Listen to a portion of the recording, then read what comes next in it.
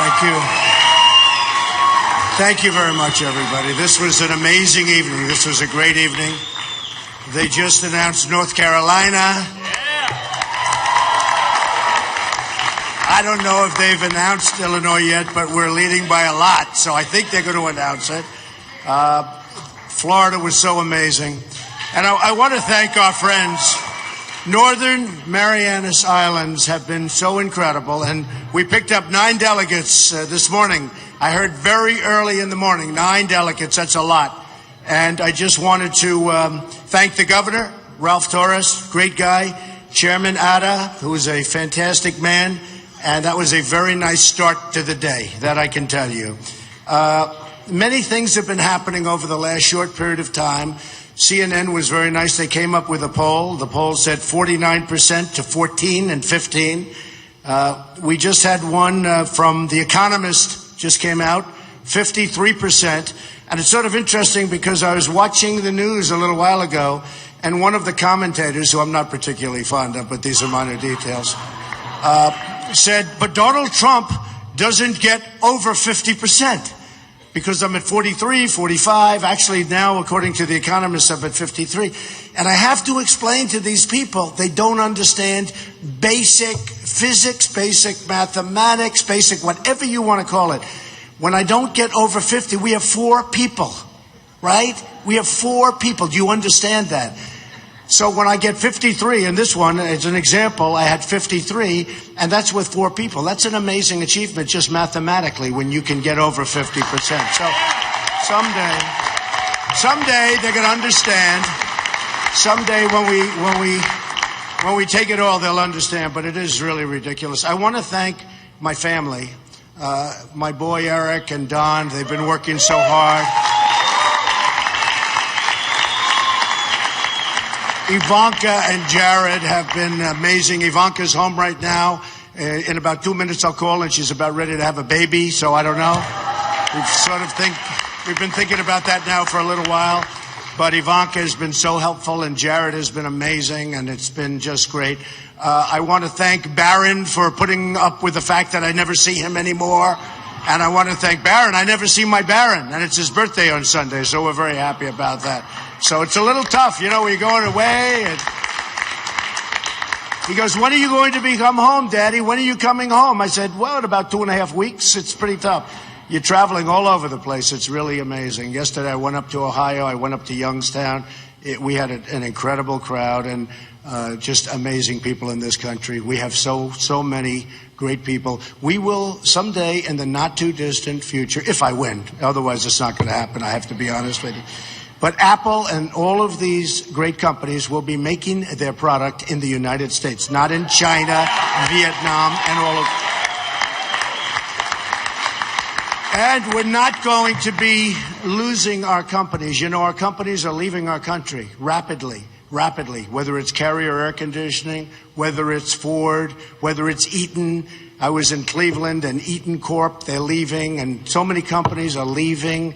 And frankly, I'm disgusted with it, and I'm tired of seeing it, and there's no reason for it. It's just gross incompetence at the highest level. We should not allow it to happen. Pfizer, great company, pharmaceutical company, they're going to Ireland, and there's so many more. You have corporate inversions. You have people can't get their money back into the country because the politicians can't get along. They can't make a deal. Everybody agrees, Democrat and Republican. Everybody agrees the money should come back. There's $2.5 trillion outside of this country.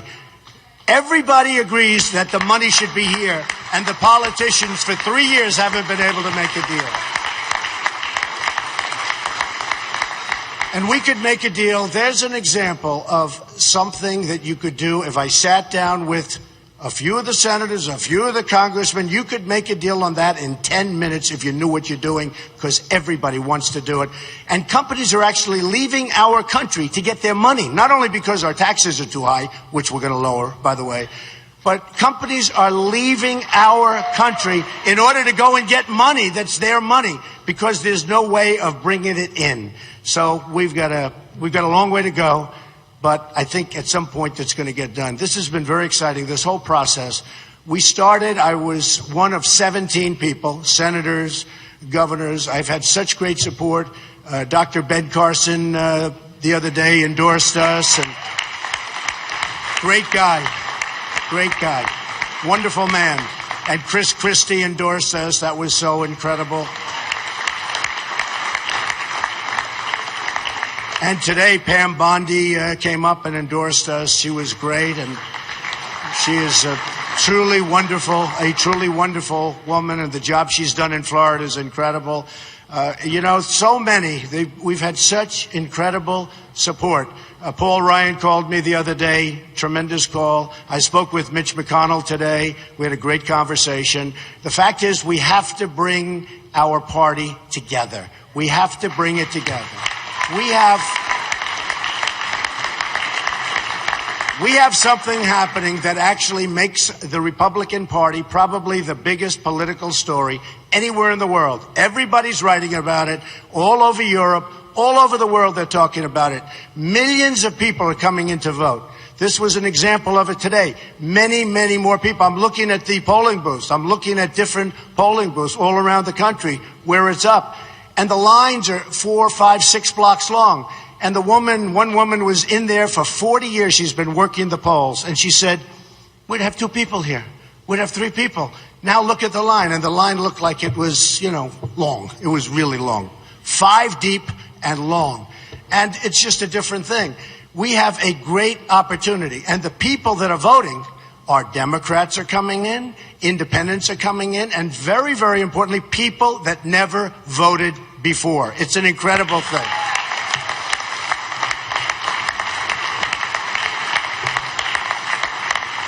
I want to pay my respects, by the way, to Todd Palin, Sarah's husband. Sarah was here. She was incredible. She was making a speech on my behalf, and fantastic. Everybody loves her. And what happened is he was in a very bad accident. He's tough as nails. He's going to be fine. But I just want to pay my respects, by the way, to Todd and Sarah. So our theme when we started, and Melania and I came down. Yeah, sit down, everybody, please. I mean, this is Mar-a-Lago. We give you seats. You don't have to stand. I'm looking at all these people.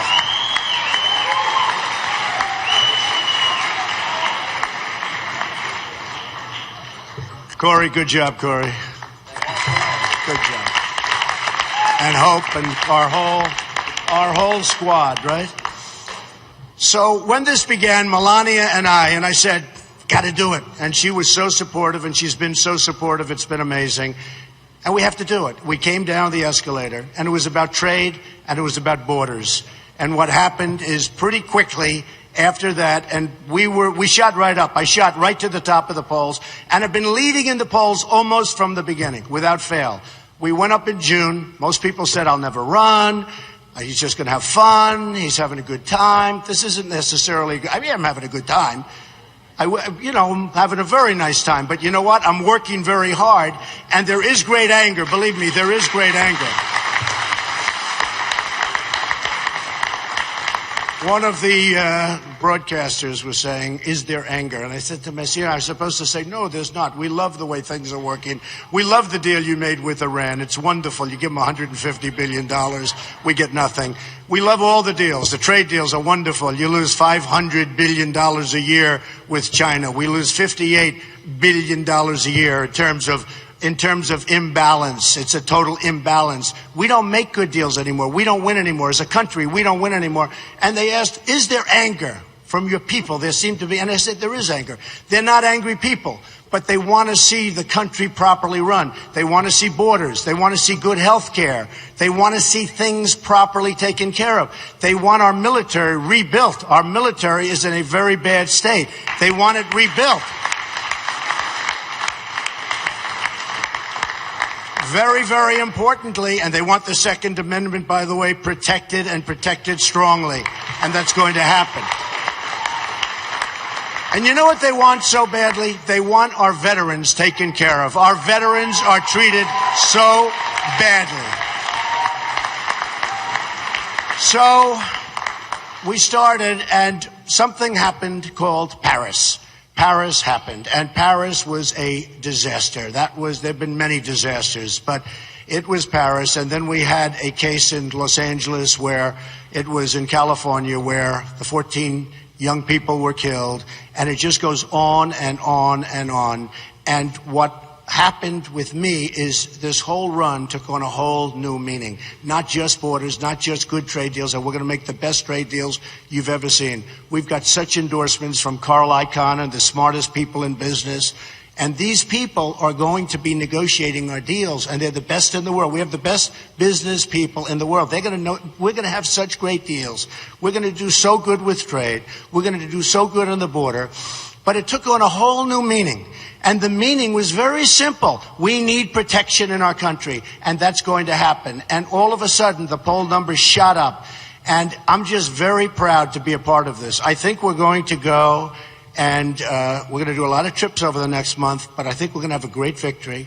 And I think more importantly than anything else, we are going to start winning again. This country is going to start winning again. We don't win anymore.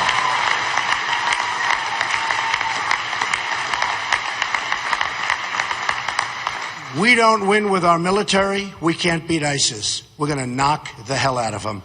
We don't win. We don't win a trade. China, everybody. Japan, Mexico, Vietnam, India, name the country. Anybody we do business with beats us. We don't win a trade. We're going to win a trade. We're going to make our country rich again. We're going to make our country great again. And we need the rich in order to make the great, I'm sorry to tell you.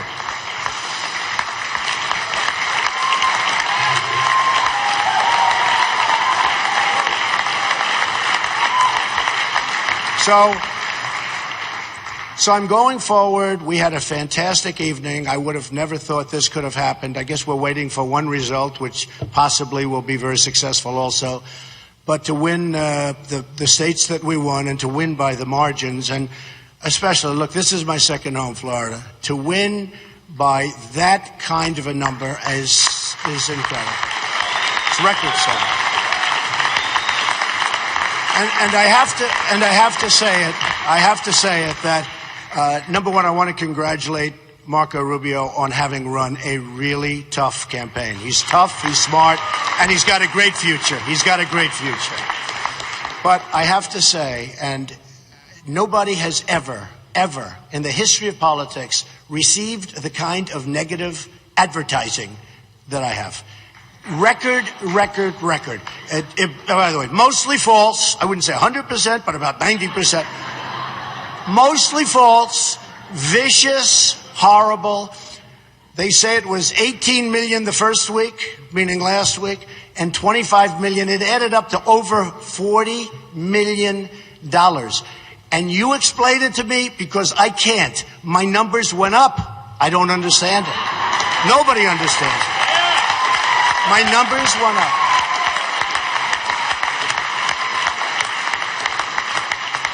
I mean, it's been an interesting experience. Last week, Adam Scott won at Trump National Doral, won the big tournament, the World Championship of Golf. And Adam, who's a great guy, I guess a lot of you folks saw that, but I'm watching it. We have television screens all over, and we're down at this gorgeous green at Doral, and everything's working beautifully. And then a commercial comes on, the worst commercial. And I'm with these wonderful people from Cadillac and all these top executives. And I'm saying, look over there. Look, don't watch it. No, you don't want to watch it. I'm saying, isn't the grass beautiful? Look, don't watch. And they came in waves, one after another. And it was brutal. And then Adam comes, and this handsome kid from Australia, one of the greatest golfers in the world, made an unbelievable shot on the 18th hole to win the tournament. He's a great champion. And we're giving him the award. And just before we break for a commercial, we'll be right back with our great champion from Australia, Adam Scott. And here's the commercial. And I said, no. And it was two of them. Oh, what a day that was. What a disaster.